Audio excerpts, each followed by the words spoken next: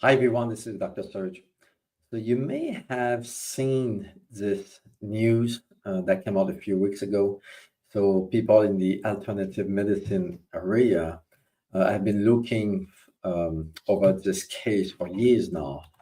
So I think for 5, 6 years, these doctors have been sued by the British media and the medical establishment in the UK over the claim that statins do not help to prevent heart disease and so on and so on. So it's really interesting that it came out a few weeks ago, the verdict from the court in the UK.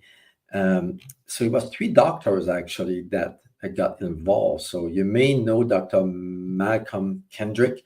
So he wrote this book, The Great Cholesterol Con, so years ago. So really one of the best book on the cholesterol hypothesis, meaning that cholesterol is believed to lead to heart disease and so on and so on. And then we have these other two doctors I will get to, Dr. Matt Otra and Dr. Zoe. Of course, she wrote a book as well. So these doctors were sued in the UK for their claims that statins are bad for you. They don't prevent heart disease and so on and so on. So the whole idea was to prove or disprove the hypothesis that cholesterol is bad for you. So the medical establishment have been believing for decades that cholesterol is the enemy of heart disease. So meaning that if you consume cholesterol, for example, for red meat, from cheese, eggs, and so on, it would lead to clogged arteries into your heart, leading to potentially a heart attack. So this is one of the biggest lie to me, if not the biggest lie ever propagated in the medical news and even in the lay media, is that cholesterol is the enemy. And these doctors actually won the case in the UK, meaning that the court did go with them, meaning that the court agrees that cholesterol does not lead to heart disease, or the statin doesn't prevent heart disease. So, like I said, heart disease is a really complicated situation because it has been shown that more than 250 different factors could be connected to heart disease. But the problem is a lot of those studies just show a connection, doesn't show a causative relationship. For example, in the case of cholesterol, studies have been done over and over and over and over. And those studies show there's maybe a connection between cholesterol and heart disease, but none of them have showed that there's a causative factor between the two, meaning that cholesterol causes heart disease. As a matter of fact, there's more and more studies showing that there's no connection between a causative factor between cholesterol and heart disease. There's other factors causing heart disease, but cholesterol is not part of that. And when it comes to statin, again, statin has not been shown to prevent heart disease.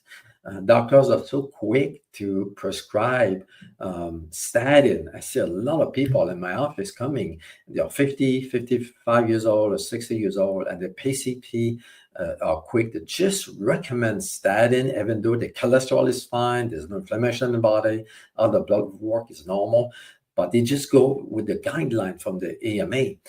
Which don't make sense to me at all. You just don't recommend a medication if there's no purpose behind that, if there's no reason to give you a medication.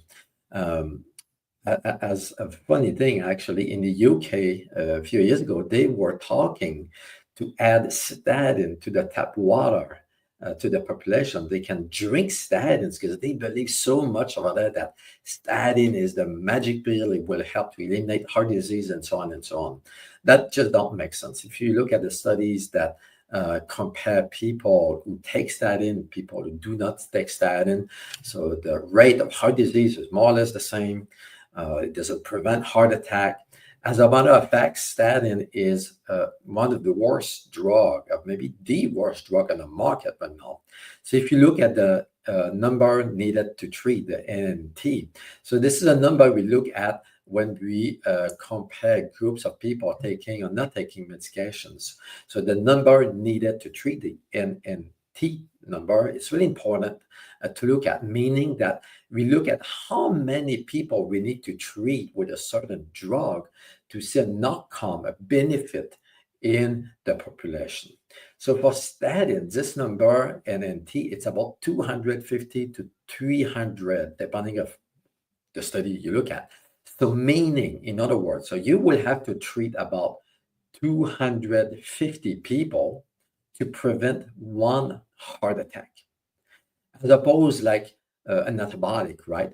Pretty much everybody who takes antibiotics will get better. So that number is close to 100%. So in that case, when it comes to status, so that number is very, very low. So meaning that you have to treat a lot of people to prevent a small number of heart attack. So when you look at the side effects of statins, so you have to treat 250 people to prevent one heart attack. On the other side, one of the side effects of statin is heart attack. So for everybody who died from a heart attack, somebody else will die from a heart attack. And then another one will have cancer. And then between 6 and 8 people will have diabetes. And there's somewhere between 10 and 20 people will end up with Alzheimer's disease. And somewhere between 25 to 30 people will have side effects when it comes to muscular problems like pain, inflammation, and so on in the joints and the muscle. So when you look at the numbers at the end of the day, so statin will help to prevent one heart attack, but there's in the range of 60 to 90 other people will have side effects from it. So it just doesn't make sense to treat so many people to prevent one. At the end of the day, there's other ways to prevent heart disease. One of it is dietary changes or lifestyle and so on. So like I said, statin, it's one of the biggest layer out there. It just doesn't make sense. And these doctors prove it. The court in the UK went with them. So they approve and they support the conclusion that statin do not help prevent heart attacks. So if you know people who take statin or try statin, leave a comment below in the comment section, the video, and tell us the experience they had, or maybe you had experience with statin, you tried it, you had side effects, or you were on it with no side effects, but you didn't get any better, your cholesterol didn't go down, all those different things. So let us know what you did if you stopped taking the statin to lower your cholesterol in your case. So thank you so much for watching, and God bless you.